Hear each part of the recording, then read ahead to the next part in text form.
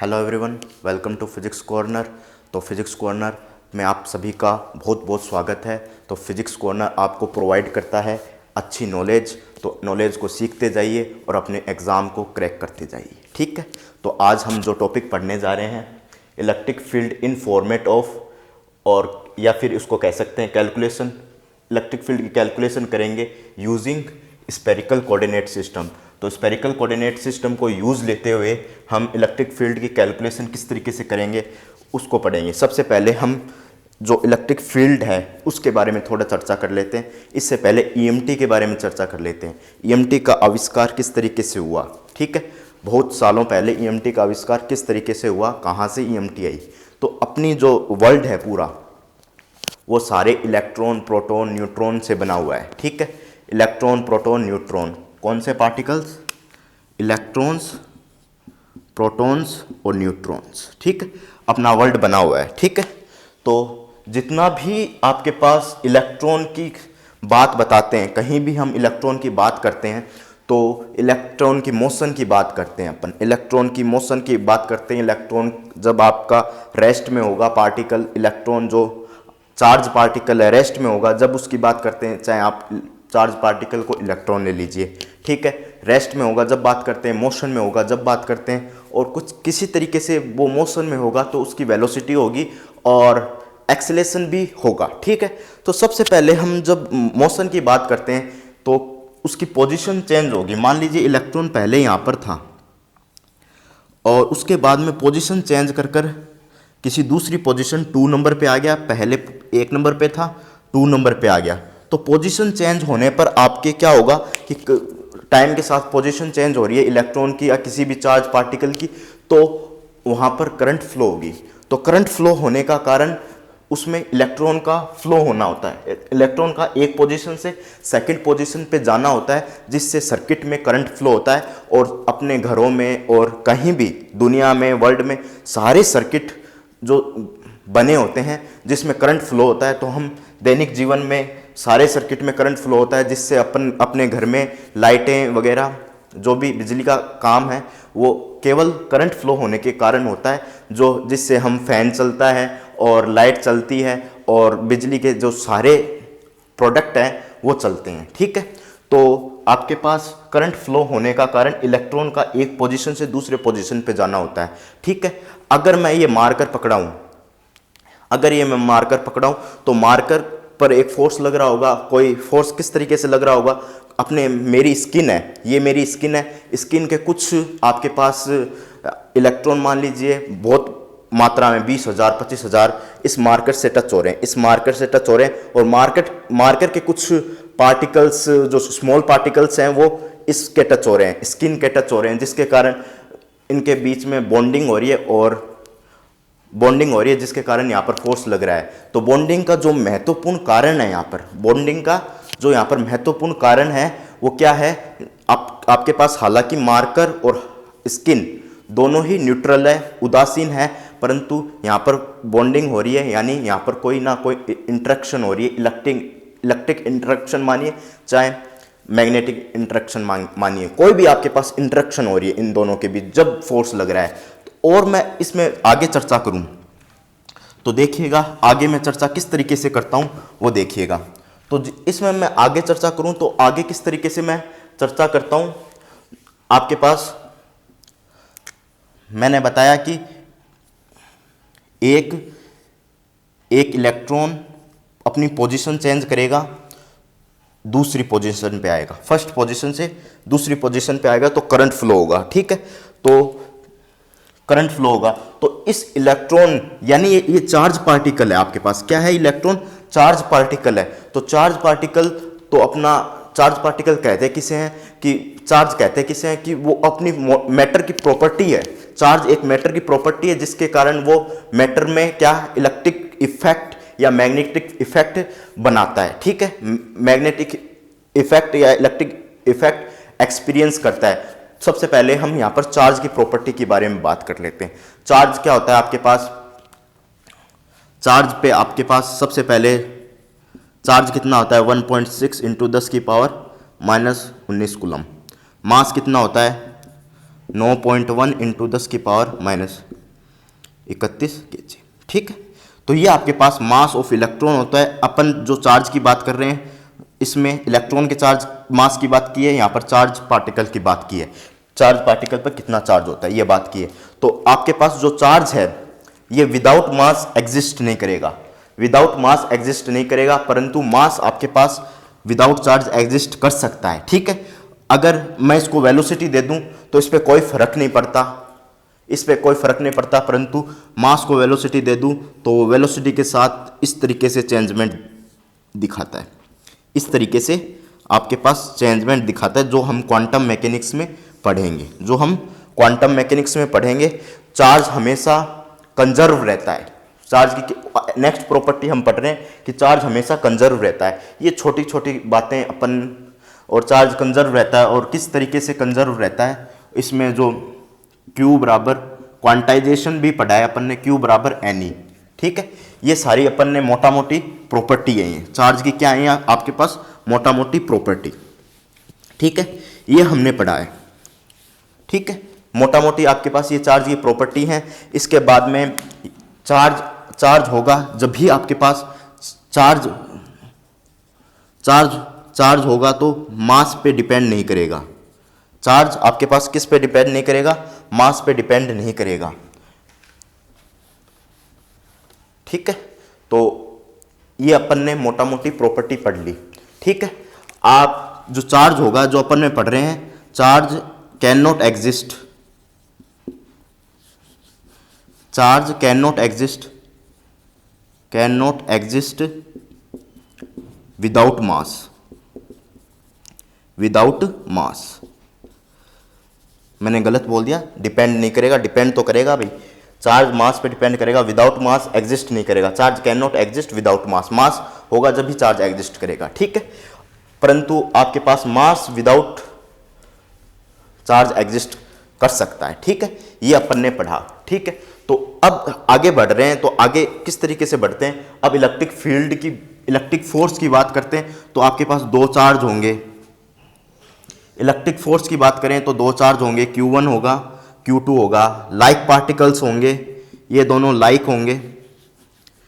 छोटी क्लासों में पढ़ा हुआ है, 12th क्लास में ये सब कुछ आता है। ठीक है, फिर भी थोड़ा बहुत समझा देता हूँ मैं, परंतु स्फेरिकल कोऑर्डिनेट सिस्टम में आ रहा था, पहले थोड़ा सा समझा देता हूँ। तो आपके पास लाइक पार्टिकल्स होंगे, ये दोनों लाइक चार्ज होंगे, तो ये रिपेल करेंगे, एक दूसरे को रिपेल करेंगे, ये इस तरफ जाएगा, ये इस तरफ जाएगा। ठीक है, और अनलाइक पार्टिकल्स होंगे, अनलाइक चार्ज होंगे, तो ये एक दूसरे को अट्रैक्ट करेंगे, और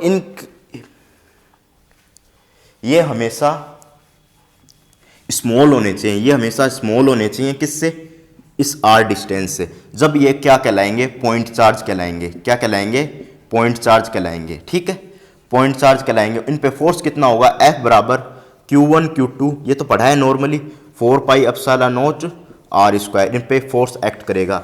ये छोटी छोटी बातें हैं। ठीक है, अब आगे पढ़ते हैं, ये छोटी छोटी बातें जो हमने पढ़ ली है, अब इलेक्ट्रिक फील्ड में पढ़ते हैं।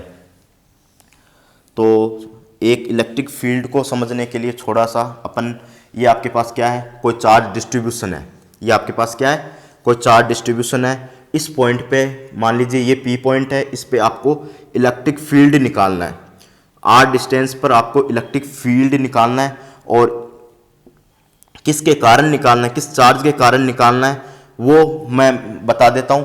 जो पॉइंट, इस पॉइंट पे फील्ड निकालना है, तो ओरिजिन से, ये XY प्लेन मान लिया, तो ओरिजिन से P पॉइंट तक R डिस्टेंस हो गई, R डिस्टेंस हो गई। ठीक है, और आपके पास जिस पॉइंट पे या जिस चार्ज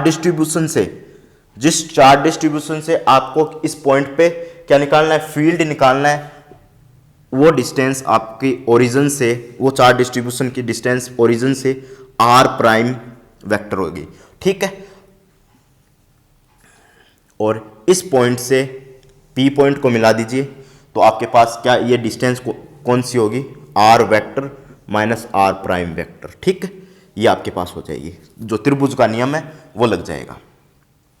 ठीक है, तो देखिएगा R प्राइम, अगर मैं इन दोनों को जोड़ दूं, R prime plus R vector minus R prime, तो आपके पास क्या आ जाएगा, आर वेक्टर आ जाएगा, जो कि ये आ जाएगा, जो आपके पास ट्राइंगल का लॉ होता है वेक्टर में, उस तरीके से। ठीक है, अब क्या इलेक्ट्रिक फील्ड पी पॉइंट पे कितना आएगा, ई पी, वो देखिएगा 1/4 पाई एप्सिलॉन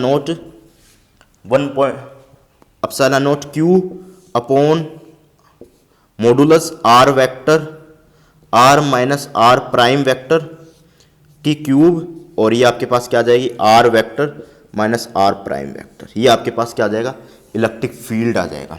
ठीक है, ये आपके पास डिस्क्रीट चार्ज डिस्ट्रीब्यूशन के कारण इलेक्ट्रिक फील्ड आ जाएगा। डिस्क्रीट मतलब एक कोई भी चार्ज होगा, पर्टिकुलर चार्ज होगा, उसके कारण आपके पास डिस्क्रीट चार्ज डिस्ट्रीब्यूशन के कारण इलेक्ट्रिक फील्ड आ जाएगा इतना। ठीक है, इस पॉइंट पे। ठीक है, आर तो है ओरिजिन से जिस पॉइंट पे इलेक्ट्रिक फील्ड निकालना है वो डिस्टेंस, आर प्राइम है जिस डिस्ट्रीब्यूशन, चार्ज डिस्ट्रीब्यूशन या पॉइंट चार्ज के कारण या डिस्क्रीट चार्ज डिस्ट्रीब्यूशन के कारण इलेक्ट्रिक फील्ड निकालना है, वो डिस्टेंस आर प्राइम है, आर प्राइम वेक्टर। ठीक है, और जिसके डिस्क्रीट चार्ज डिस्ट्रीब्यूशन के कारण इलेक्ट्रिक फील्ड कितना आएगा, 1/4 pi epsilon naught Q I R minus R vector, और इसका 3 का मॉडुलस। ठीक है, इस तरीके से आएगा। अब चार्ज डिस्ट्रीब्यूशन, मान लीजिए आपके पास लीनियर चार्ज डिस्ट्रीब्यूशन है, आपके पास क्या है, लीनियर चार्ज डिस्ट्रीब्यूशन है, तो इलेक्ट्रिक फील्ड किस तरीके से निकालोगे, लीनियर चार्ज डिस्ट्रीब्यूशन है तो ई पी इक्वल टू सबसे पहले डिस्क्रीट का जो हमने पढ़ा था उसमें मैं कंप्लीटली बता देता हूं किस तरीके से निकालते हो, 1 क्यू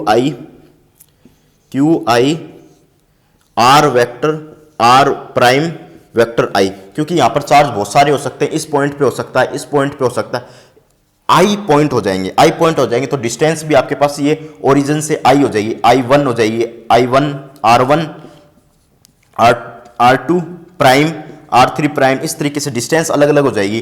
ठीक है, अब आगे पढ़ें तो आपके पास 4 pi epsilon naught R vector minus R vector का प्राइम आई वेक्टर की क्यूब, ये मॉडुलस। इस तरीके से हम डिस्क्रीट चार्ज सिस्टम के कारण इलेक्ट्रिक फील्ड देखते हैं। अब आपके पास लीनियर चार्ज डेंसिटी के कारण क्या आएगा, लीनियर चार्ज डेंसिटी के कारण, तो आप देखिएगा लीनियर चार्ज डेंसिटी के कारण क्या आएगा इलेक्ट्रिक फील्ड, तो lambda DL R vector minus R prime upon 4 pi epsilon naught modulus R vector minus R prime का क्यूब। ठीक है, ये आपके पास इलेक्ट्रिक फील्ड आ जाएगा लीनियर चार्ज डेंसिटी के कारण। ठीक है, ये आपके पास इलेक्ट्रिक फील्ड आएगा लीनियर चार्ज डेंसिटी के कारण, इलेक्ट्रिक फील्ड आएगा लीनियर चार्ज डेंसिटी लैम्डा के कारण। ठीक है, अब नेक्स्ट मैं बात करूं सरफेस चार्ज डेंसिटी के कारण, ये अपने इस क्वेश्चन में काम में आएगा जब मैं बता रहा हूं उसको। ठीक है, ये ध्यान में रखना। अब मैं सरफेस चार्ज डेंसिटी की बात करूं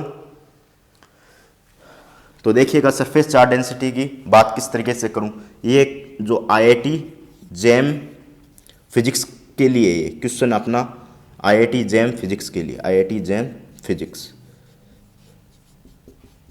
लिखना भूल गया पहले, तो ये IIT जैम फिजिक्स के लिए। ठीक है, तो लीनियर चार्ज डेंसिटी लैम्डा होगी, तो lambda DL R vector R prime vector 4 pi epsilon naught R vector minus R prime vector. ठीक है, अब मैं आगे बात करूं सरफेस चार्ज डेंसिटी की, आपके पास मैं बात कर रहा हूं सरफेस चार्ज डेंसिटी की, सरफेस चार्ज डेंसिटी किसकी, सिग्मा की, तो आपके पास EP पे कितना इलेक्ट्रिक फील्ड आ जाएगा, वेक्टर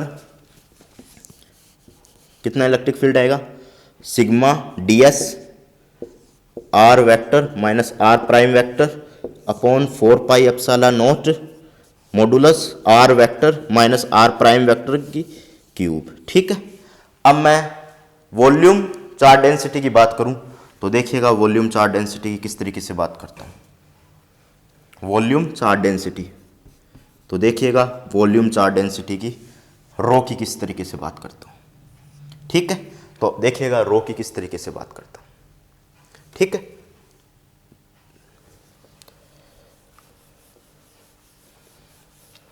रो की किस तरीके से बात करता हूं वो देखिएगा, आपके पास EP vector equal to rho DV और rho DV R vector minus R prime vector और 4 pi epsilon naught R vector minus R prime vector की क्यूब। ठीक है, इसके कारण अपने पास पी पॉइंट पर इलेक्ट्रिक फील्ड निकाल रहे हैं, तो इसके कारण जो आपके पास होगा इसको डीवी प्राइम भी बोल सकते हैं, डीएस प्राइम भी बोल सकते हैं और आपके पास डीएल प्राइम भी बोल सकते हैं। वो तो अपने पास जो है नोमेनक्लेचर करने के लिए किस तरीके से भी इसका नाम ले सकते हैं। ठीक है, ये आपके पास वॉल्यूम चार्ज डेंसिटी रो आ गया। ठीक है, अब नेक्स्ट बात करते हैं। ठीक है, आपके पास वॉल्यूम चार्ज डेंसिटी आ गया। अब नेक्स्ट बात करते हैं इस क्वेश्चन की।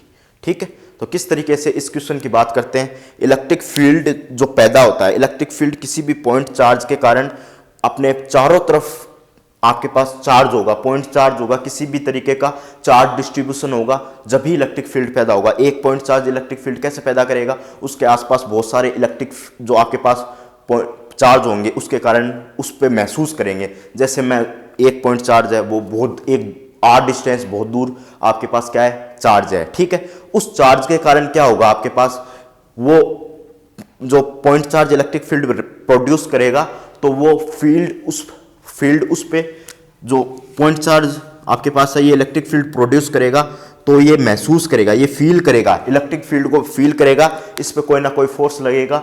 जब इलेक्ट्रिक फील्ड फील करेगा, मान लीजिए इसका इलेक्ट्रिक फील्ड इतना है, तो ये महसूस नहीं करेगा, ये जो फील करेगा वो नहीं कर पाएगा चार्ज। ये जब इस फील्ड के अंदर होगा जब ही फोर्स महसूस कर पाएगा। ठीक है, तो इलेक्ट्रिक फील्ड एक पॉइंट चार्ज या फिर चार्ज डिस्ट्रीब्यूशन करता है अगर उसके पास चारों तरफ कोई भी चार्ज हो, वो उस फील्ड को महसूस करें, उस फील्ड के जो फोर्स है उसको महसूस करें, जब आपके पास इलेक्ट्रिक फील्ड की सही बात, सही डेफिनेशन होती है। ठीक है, तो अब आगे चलते हैं। ठीक है, तो देखिएगा किस तरीके से आगे बढ़ते हैं वो देखिएगा। इस क्वेश्चन को करते हैं, इंपॉर्टेंट है। इसमें स्फेरिकल कोऑर्डिनेट सिस्टम कैसे यूज लेते हैं, थोड़ा सा स्फेरिकल कोऑर्डिनेट सिस्टम के बारे में बता देता हूँ, किस तरीके से स्फेरिकल कोऑर्डिनेट सिस्टम यहाँ पर यूज लेते हैं। ठीक है, देखिएगा स्फेरिकल कोऑर्डिनेट सिस्टम की कहानी को देखिएगा। ये आपके पास थोड़ा सा छोटा ले लेता हूँ, देखिएगा किस तरीके से छोटा लेके इसको कंप्लीट बनाता हूँ। देखिएगा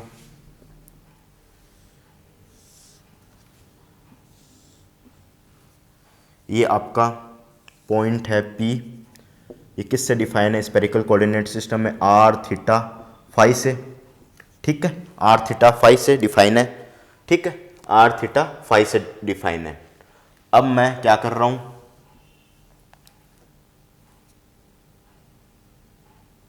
इसको मिलाने के लिए एक परपेंडिकुलर कुछ इस तरीके से एक प्रोजेक्शन वेक्टर जो एक है इस पे परपेंडिकुलर खींचता हूं, और जैसे ही मैं 3D में परपेंडिकुलर खींचूंगा तो देखिएगा 3D में ये परपेंडिकुलर है, तो ये आपके पास इस तरीके से है, कुछ इस तरीके से है, तो ऐसे परपेंडिकुलर होगा, कुछ इस तरीके से, कुछ इस तरीके से परपेंडिकुलर होगा, तिरछा परपेंडिकुलर होगा ये इस पॉइंट पे। ठीक है, ये आपके पास जेड एक्सिस, ये आपके पास एक्स एक्सिस, इसके पास ये आपके पास वाई एक्सिस, वाई यहाँ दे दीजिए, वाई यहाँ दे दीजिए, एक्स यहाँ दे दीजिए। ठीक है, एक्स यहाँ दे दीजिए, वाई यहाँ दे दीजिए। ठीक है, 1 मिनट रुकना एक बार।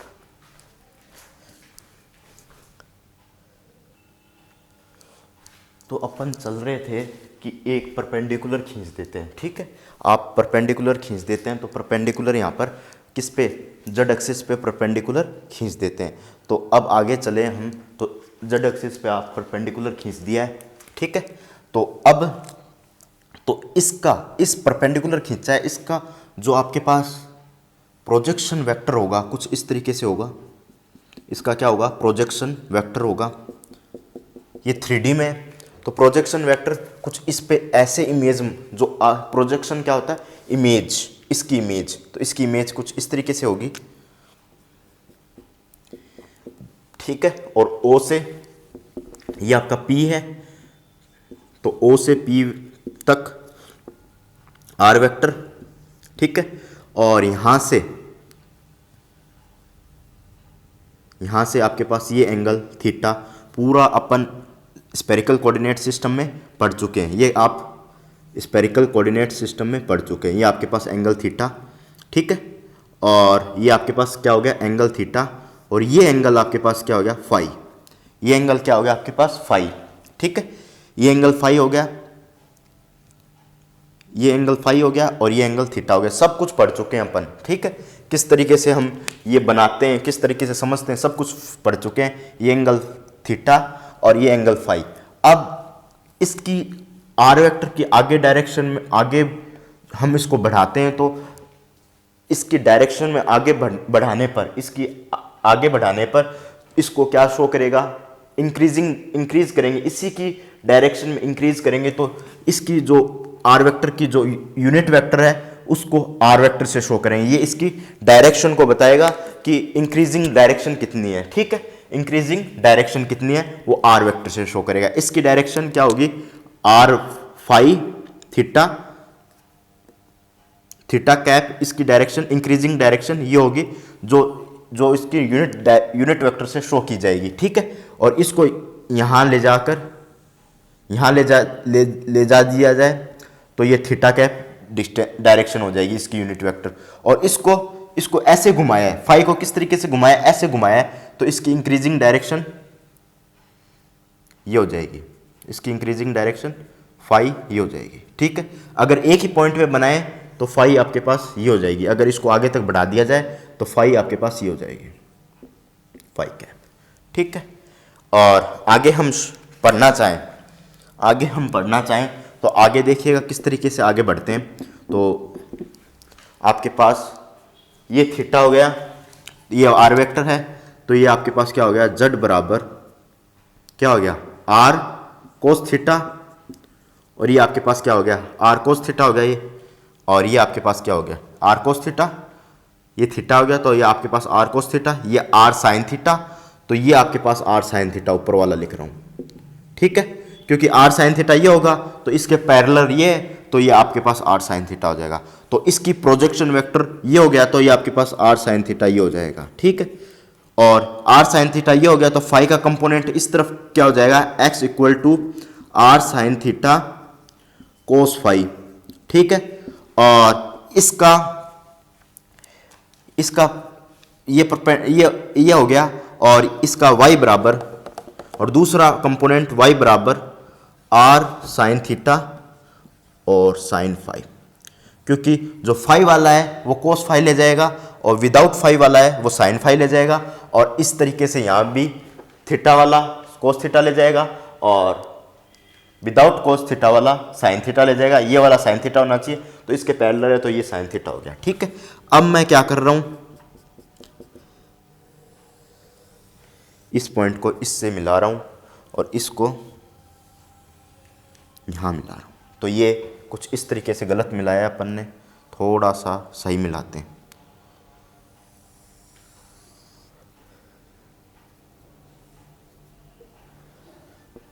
देखिएगा,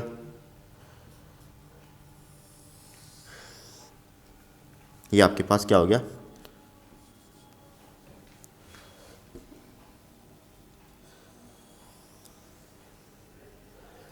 ठीक है। कुछ इस तरीके से अपन ने बना दिया है। ये आपका स्पेरिकल कोऑर्डिनेट सिस्टम हो गया। ये आपका क्या हो गया, स्पेरिकल कोऑर्डिनेट सिस्टम हो गया। जो हम समझ रहे हैं वही स्पेरिकल कोऑर्डिनेट सिस्टम हो गया। जो पहले भी हम स्पेरिकल कोऑर्डिनेट सिस्टम पढ़ चुके हैं, लेक्चर 6 नंबर या 7 नंबर है, आप EMT IIT JEM फिजिक्स का देखोगे, चेक करोगे, तो इस तरीके से हम पढ़ चुके हैं। डिटेल में बताने की मैंने कोशिश नहीं की क्योंकि पहले पढ़ चुके हैं, ठीक है।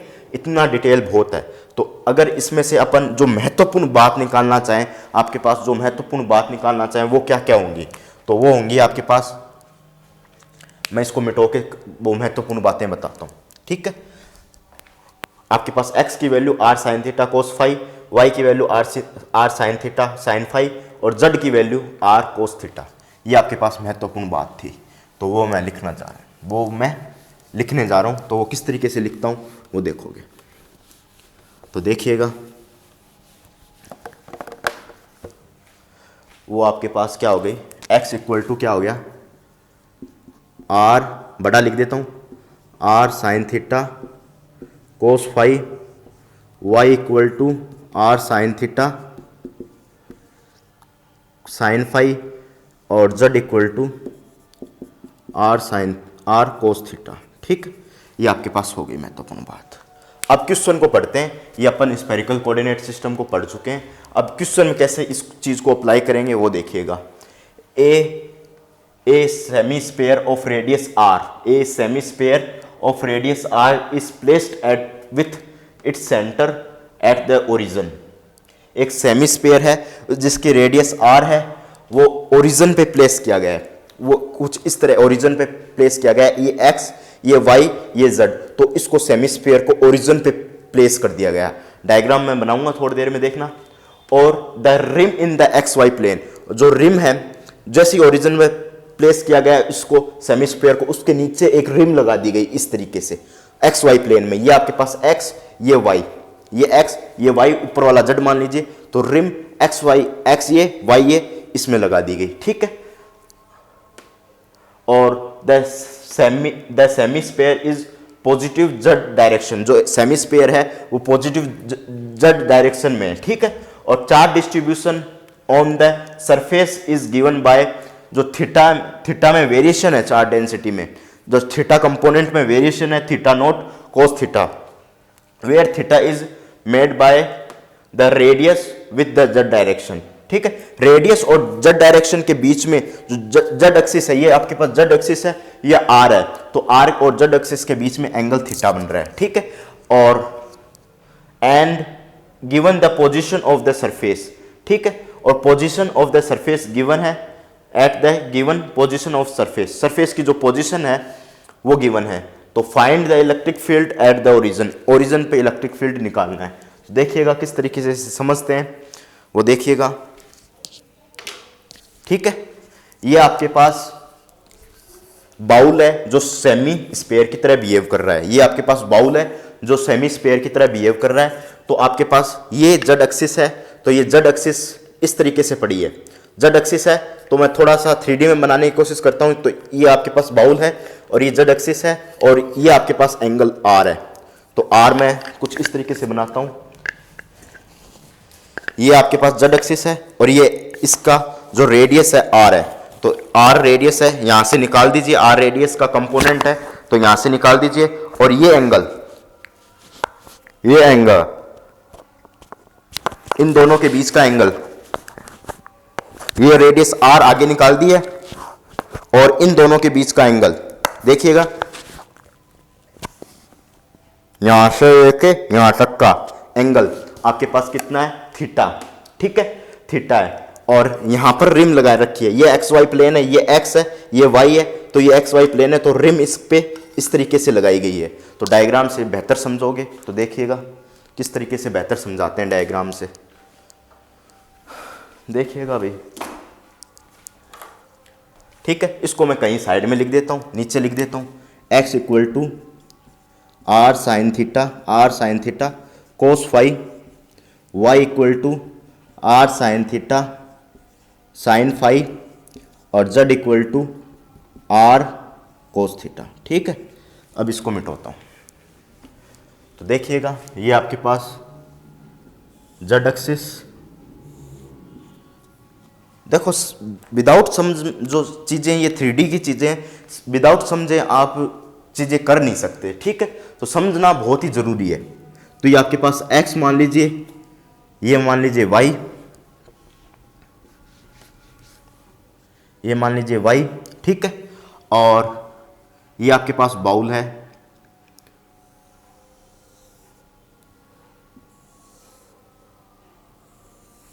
ठीक है, ये आपके पास बाउल है, इस तरीके से रखा है। देखिएगा यहां पर ये रख दीजिए, कुछ इस तरीके से रखा है बाउल आपके पास। ठीक है, और इसकी रेडियस आर, ये आर वेक्टर। ठीक है, आर वेक्टर ये रेडियस है। ठीक है, ये आपके पास क्या है? आर वेक्टर रेडियस है। ये एंगल थीटा हो गया, थीटा जो गिवन है ये वाला थीटा, जो angle made by radius and the angle made by the radius with the Z direction. तो ये आपके पास जेड डायरेक्शन है, ये रेडियस आर है, आर मैं लिख देता हूं। ठीक है, और यहां पर आपका चार्ज डिस्ट्रीब्यूशन है। कुछ 3D में देखोगे तो आपके पास जो चार्ज डिस्ट्रीब्यूशन है यहां पर होगा, ये आपके पास सरफेस पे सरफेस पे जाकर यहाँ पर चार्ज डिस्ट्रीब्यूशन होगा, तो मैं यहाँ पर सरफेस से थोड़ा सा पहले चार्ज डिस्ट्रीब्यूशन शो कर देता हूँ। यहाँ पर तो सरफेस से पहले चार्ज डिस्ट्रीब्यूशन यहाँ पर होगा मान लीजिए, ठीक है।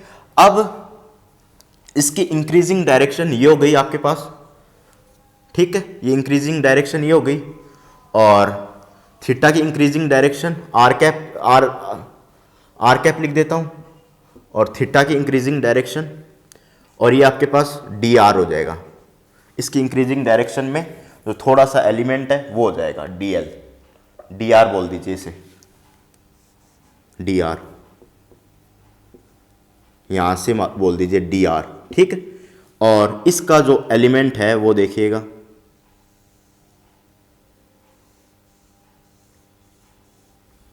ये जो मैंने बढ़ाया है डी थीटा बढ़ा दिया, ठीक है। ये आपके पास मैंने क्या बढ़ा दिया, डी थीटा बढ़ा दिया, ये मैंने क्या बढ़ा दिया, डी थीटा बढ़ा दिया, ये डी थीटा आगे बढ़ा दिया आपके पास।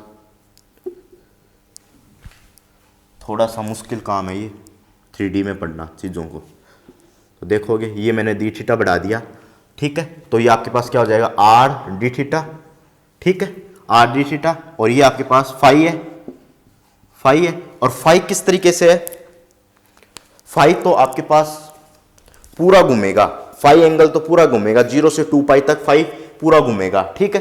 तो 0 से 2 पाई तक पूरा घूमेगा, तो यहां मानिए आप ऐसे 3D में, तो ये आपके पास क्या हो जाएगा, फाई कैप, यहां बनाओगे ना फाई कैप, तो इसको जाके आगे बना दीजिए फाई कैप, ठीक है। फाई कैप जैसे ही आगे बना दिया आपके पास, तो यहां पर इंक्रीजिंग डायरेक्शन आप ये लोगे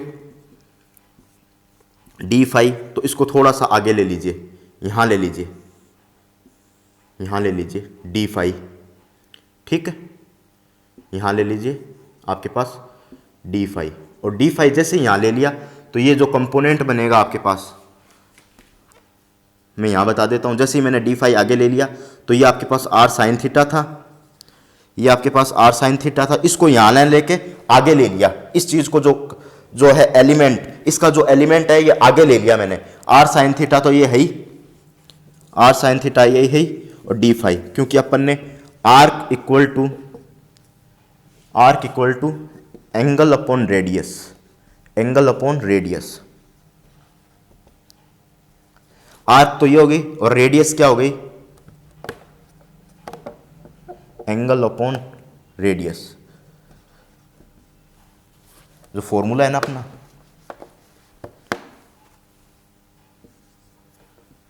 क्या होता है formula, angle equal to arc upon radius, ये फॉर्मूला होता है ना अपना। तो आपके पास एंगल तो हो गया डी फाई, और रेडियस क्या हो गई आपके पास, रेडियस ये हो गई, रेडियस मतलब length, R sine theta D phi ये हो गई। तो इसको 3D में ऐसे घुमाकर, ऐसे घुमाते हुए यहाँ पर शिफ्ट कर दिया, ठीक है, यहाँ पर आपके पास शिफ्ट कर दिया।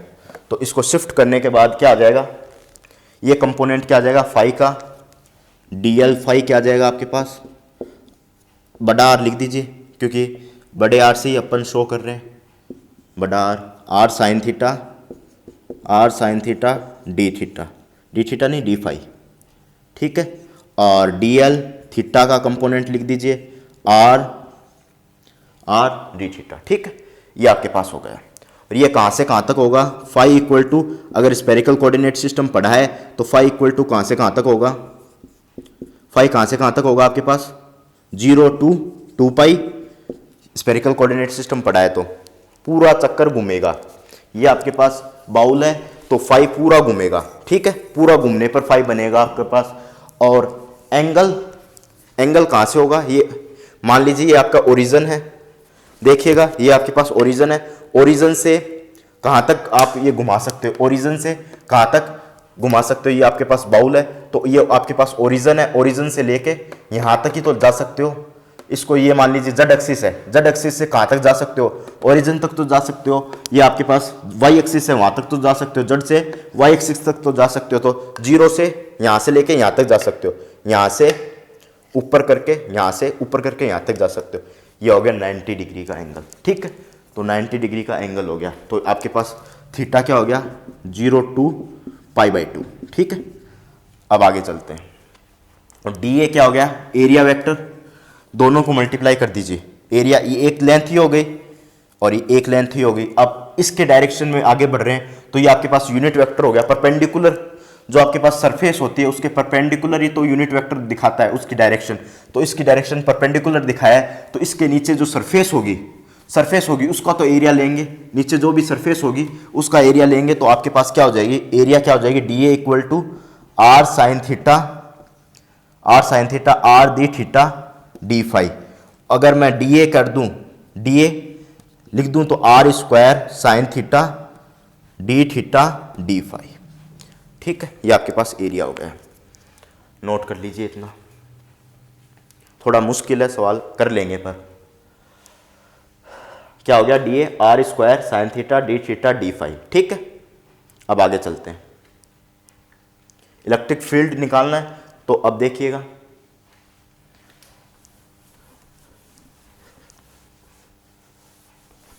इसको ऊपर से थोड़ा सा मिटो देता हूं मैं।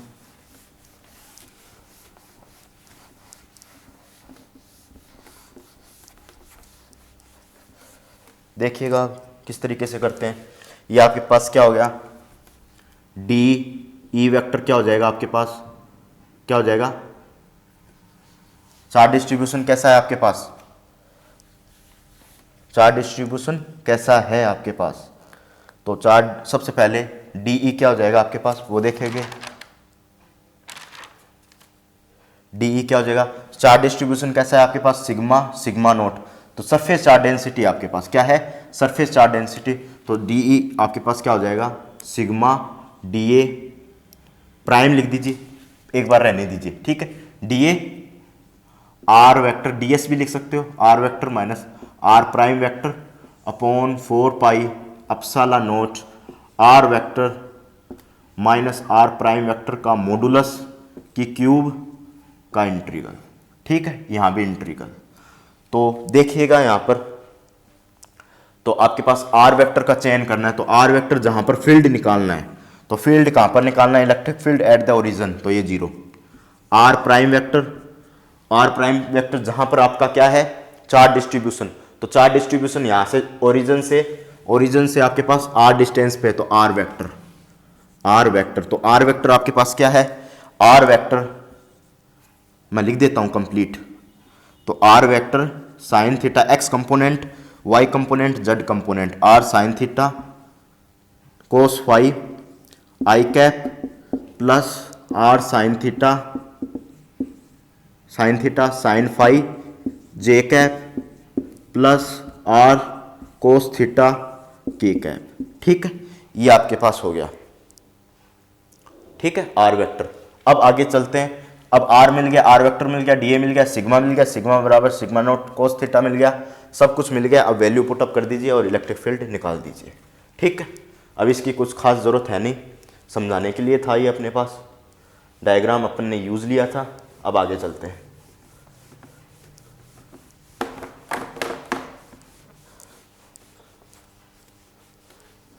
ठीक है, तो आपके पास क्या हो गया, आर वेक्टर और आर माइनस आर वेक्टर क्या हो जाएगा, R vector minus R vector क्या हो जाएगा, minus R sine theta cos phi I cap plus minus R sine theta sine phi J cap sine phi J cap और minus R cos theta K cap. ये आपके पास क्या हो जाएगा, आर माइनस आर वेक्टर। अब D E vector क्या हो जाएगा आपके पास, sigma naught cos theta D A R square sine theta D theta D phi, और आर माइनस आर ये आपके पास वैल्यू हो जाएगी minus R sine theta cos phi I cap minus R sine theta sine phi J cap minus R cos theta K cap. ठीक है, और इसका क्यूब करोगे, आर माइनस आर का मॉडुलस लोगे, यानी किस इस तरीके से मॉडुलस लोगे, जो आपका कंपोनेंट है आई कैप वाला कंपोनेंट है ये, और जे कैप वाला कंपोनेंट के कैप वाला कंपोनेंट मतलब X Y square plus Z square करोगे, इसका स्क्वायर करोगे तीनों का, जब मॉडुलस लोगे तो आर आएगा आपके पास मॉडुलस। ठीक है, आर आपके पास क्या आएगा, मॉडुलस आएगा। ये अपन स्पेरिकल कोऑर्डिनेट सिस्टम में पढ़ चुके हैं, तो आप प्रीवियस वीडियोस देखिए। ठीक है, तो आपके पास अपोन में क्या आ जाएगा, 4 pi epsilon naught R cube, इसका इंटीग्रल। ठीक है, अब आगे चलते हैं। अब इसका इंटीग्रल करना है, X component, Y component, Z component, electric field 3 component में निकालेंगे। तो किस तरीके से निकालते हैं वो देखिएगा। अब मैं मिटा दूं इसको, देखिएगा किस तरीके से निकालते हैं।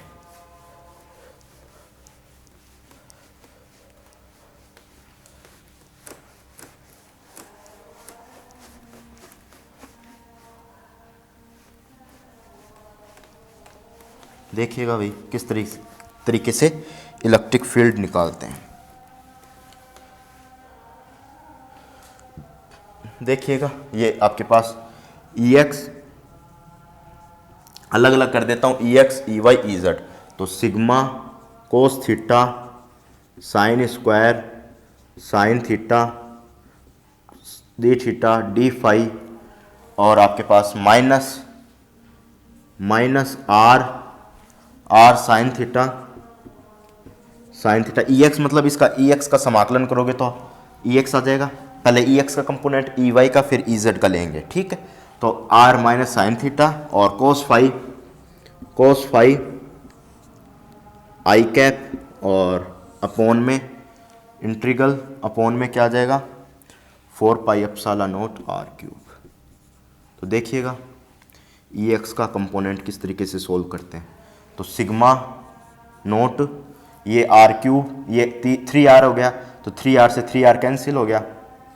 ठीक है, सिग्मा नोट क्या बच गया, 4 पाई एप्सिलॉन नोट माइनस का। ठीक है, और क्या बचा, कोस कितनी बार है, कोस एक बार है, sine square theta D theta, इसकी वैल्यू देखिएगा, डबल इंटीग्रल होगा, इसकी वैल्यू 0 से थीटा की वैल्यू 0 से 2 पाई, फाई की वैल्यू, तो आपके पास 0 से पाई बाई 2 थीटा की वैल्यू, और 0 से 2 पाई यानी कोस थीटा की वैल्यू डी थीटा। ठीक है, ये आपके पास हो गया। ठीक है, ये आपके पास वैल्यू हो चुकी है। अब नेक्स्ट अपन चले हैं तो किस तरीके से चलते हैं, तो वो देखिएगा। इसकी वैल्यू तो आपके पास क्या हो जाएगी, और देखिए साइन स्क्वायर ठीक है, अपन गलत कर रहे हैं कुछ, देखिएगा कोस फाई आ जाएगा, कोस फाई डी फाई।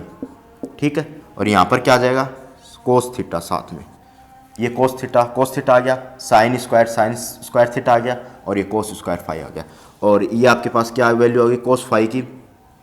एक कंप्लीट साइकिल में वैल्यू कितनी होती है, 0 से 2 पाई कंप्लीट साइकिल होगी ना, 0 से लेके 2 पाई तक कंप्लीट साइकिल हो गई, तो कंप्लीट साइकिल में इसकी वैल्यू 0 होती है, तो इसकी वैल्यू 0, तो कंप्लीट Ex आपके पास 0 आ जाएगा। Ey देखते हैं, कंप्लीट Ex आपके पास कितना आ जाएगा, 0 आ जाएगा। अब Ey देखते हैं किस तरीके से Ey निकालते हैं। तो देखिएगा Ey, नोट करने का टाइम नहीं दिया है, साथ साथ में नोट कीजिएगा। Ey वाला कंपोनेंट देखते हैं, तो Ey वाला कंपोनेंट किस तरीके से निकालते हैं वो देखिएगा। Ey, तो Ey में देखिएगा sigma minus sigma upon 4 pi epsilon not तो हो ही जाएगा, क्योंकि यहाँ पर आपके पास आर स्क्वायर है, यहाँ पे आर है, तो आर क्यूब से आर क्यूब कैंसिल।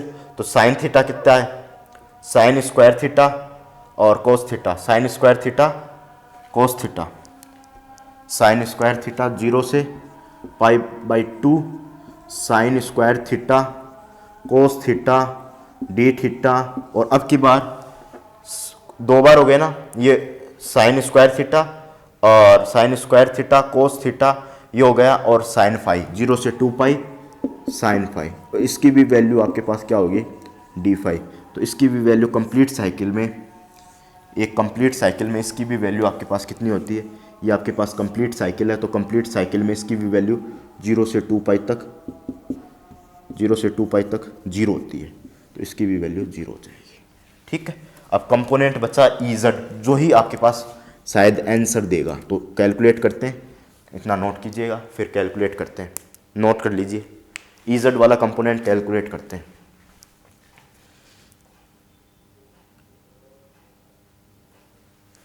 EZ वाला कंपोनेंट कैलकुलेट करते हैं। तो किस तरीके से EZ वाला कंपोनेंट कैलकुलेट करते हैं वो देखिएगा। ठीक है, तो देखिए भाई,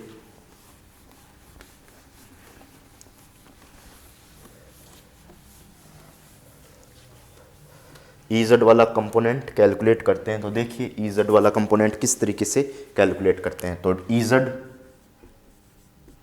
इक्वल टू सिग्मा, ये तो अपने पास सिग्मा, मैं कंप्लीट लिख देता हूँ, 0 से π/2 और 0 से 2π sigma naught cos theta R square sine theta D phi. और आपके पास यहाँ पर कौन सा कंपोनेंट है, ये माइनस का चिन्ह, और ये आपके पास आर कोस थीटा की कैप। ठीक है, अपोन में 4π एप्सिलॉन नोट आर क्यूब। ठीक है, तो EZ का कंपोनेंट किस तरीके से आएगा वो देखिएगा। आर क्यूब से ये तो कैंसिल हो गया, आर क्यूब से क्या ये कैंसिल हो गए, 3 आर ऊपर, नीचे भी 3 आर है, वो कैंसिल। तो माइनस सिग्मा नोट 0 से π/2। तो इसकी वैल्यू कहाँ से कहाँ तक हो गई वो देखिएगा। इसकी वैल्यू 0 से π/2 cos square theta sine theta D theta, और 0 से 2π की वैल्यू कहाँ से कहाँ तक हो गई। इसमें तो कोई फाई की वैल्यू मुझे नज़र नहीं आ रही, एक फाई नज़र आ रहा है, डी फाई। ठीक है, और अपोन में 4π एप्सिलॉन नोट। ठीक है, अब डी फाई इसकी वैल्यू 0 होगी नहीं, तो किस तरीके से करते हैं वो देखिएगा। माइनस सिग्मा नोट इसकी वैल्यू 2π अपॉन 4π एप्सिलॉन नोट 0 से π/2 cos square theta sine theta D theta. ठीक है, अब आगे नेक्स्ट करते हैं, यही आपका कंक्लूजन रिजल्ट देगा। तो मैं इस चीज़ को भी मिटोक के चलता हूँ, ये भी यही आपका क्या देगा, कंक्लूजन रिजल्ट देगा। कंक्लूजन ले लेंगे लास्ट में, क्या क्या अपन ने आज के दिन सीखा। ठीक है, तो ये आपके पास क्या हो जाएगा, इसको मैं क्या मान लेता हूँ, साइन, मैं किसको इसमें टी मान लेता हूँ, कोस थीटा को इसमें क्या मान लेता हूँ, टी मान लेता हूँ। तो minus sine theta D theta D T. ठीक है, ये आपके पास डेरिवेटिव कर दिया मैंने इसका। तो आपके पास EZ की वैल्यू कितनी आ जाएगी, माइनस माइनस आपके पास प्लस हो जाएगा। तो सिग्मा अपॉन पाई से पाई कैंसिल, नीचे 2 आ जाएगा, 2 एप्सिलॉन नोट 0 से π/2 और टी स्क्वायर डी टी। ठीक है, तो EZ की वैल्यू क्या आ जाएगी आपके पास, सिग्मा नोट 2 एप्सिलॉन नोट, और ये आपके पास हो जाएगी t³ अपॉन 3, यहाँ से 0 से π/2, और t की वैल्यू रख दीजिए, क्या मानी थी, कोस थीटा।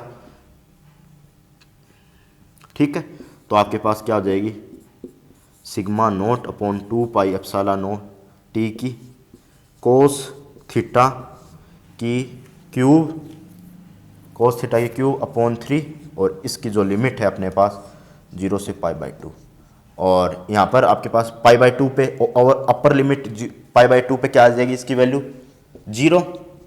तो sigma naught upon 2 epsilon note, ये आपके पास क्या आ जाएगी 0 माइनस, और 0 पे कितने आ जाएगी, 1 आ जाएगी, तो 1/3।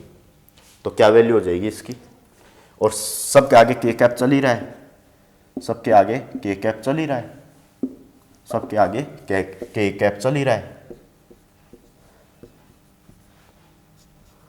ठीक है, अब नेक्स्ट चलते हैं, क्या वैल्यू आएगी, क्या रिजल्ट आता है अपना, इतना नोट कर लीजिए पहले, फिर रिजल्ट पे आगे बढ़ते हैं। ठीक है, अब रिजल्ट पे आगे बढ़ते हैं, क्या रिजल्ट आता है अपना।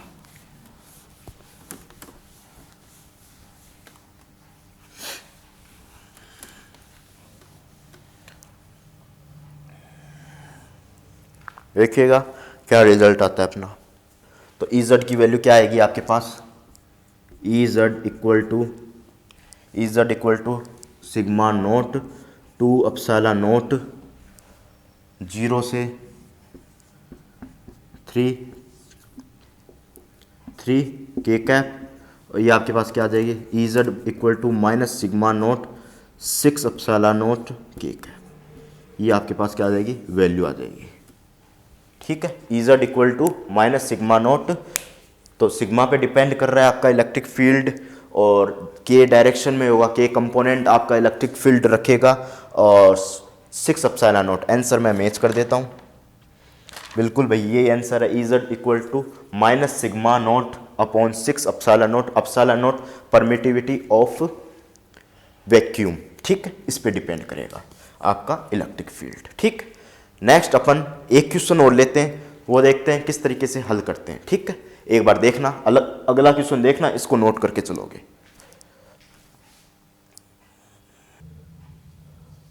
अब कोई भाई क्वेश्चन नहीं ले रहे, टाइम हो गया बहुत, तो कोई क्वेश्चन नहीं ले रहे, हम कंक्लूजन पे चलते हैं। कंक्लूजन क्या निकाला आज के दिन का, ठीक है, कंक्लूजन पे चलते हैं। आज के दिन में क्या क्या पढ़ा उसका कंक्लूजन देखते हैं। ठीक है, देखिएगा कंक्लूजन पे चलते हैं, क्या क्या आपने आज के दिन पढ़ा।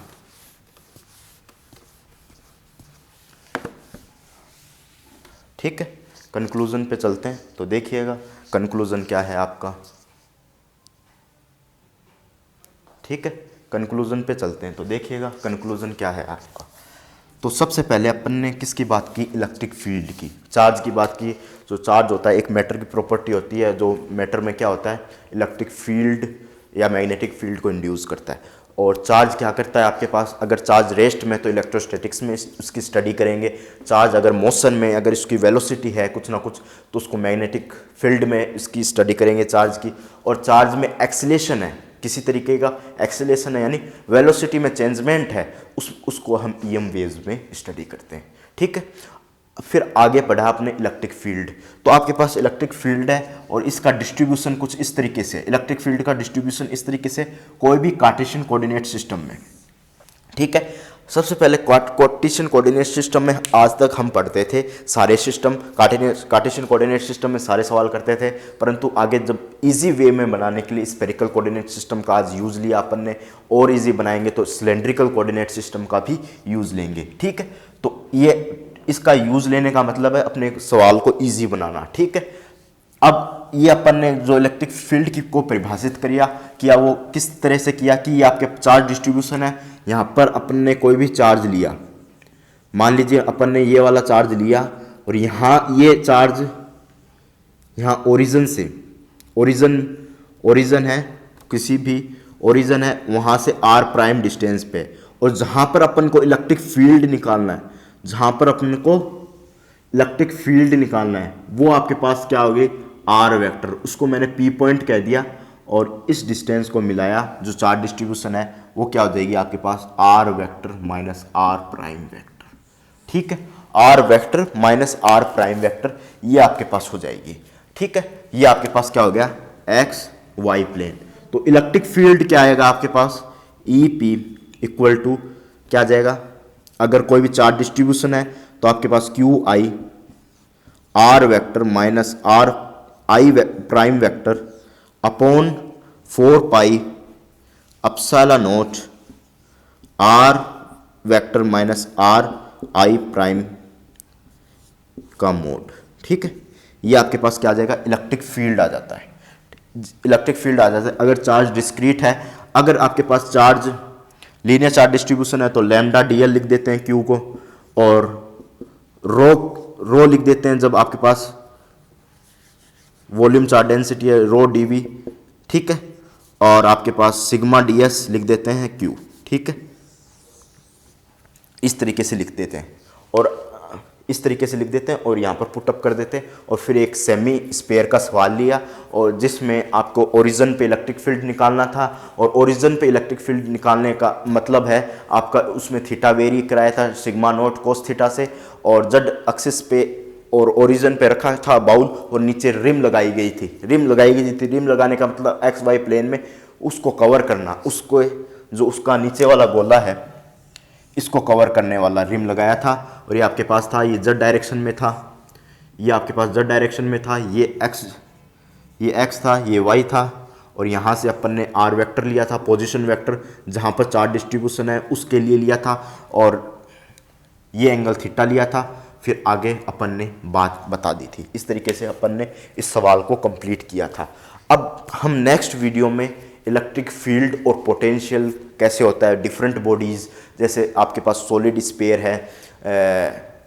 स्पेयर है और कोण है, और आपके पास सिलेंड्रिकल सरफेस है, और आपके पास कोई भी रोड है, उसके कारण इलेक्ट्रिक फील्ड कितना जनरेट होगा उसकी बात करेंगे, और आपके पास पोटेंशियल कितना जनरेट होगा उसकी बात करेंगे। डिफरेंट चार्ज डिस्ट्रीब्यूशन के कारण बात करेंगे। हम बात करेंगे लीनियर चार्ज डेंसिटी ले ली तो स्पेयर के का सॉलिड स्पेयर है, तो वहाँ पर आपके पास इलेक्ट्रिक फील्ड के कितना रेडी होगा, कितना प्रोड्यूस होगा, और Q अगर आपके पास वॉल्यूम चार्ज डेंसिटी है और सॉलिड स्पेयर ले लिया तो किसी भी पॉइंट पर उसके आउटसाइड के पॉइंट पर कितना पोटेंशियल रेडी होगा, आउटसाइड के पॉइंट पर कितना पोटेंशियल रेडी होगा, इनसाइड के पॉइंट पर कितना पोटेंशियल रेडी होगा, और सरफेस पर कितना पोटेंशियल रेडी होगा। ठीक है, ये अपन बात करेंगे।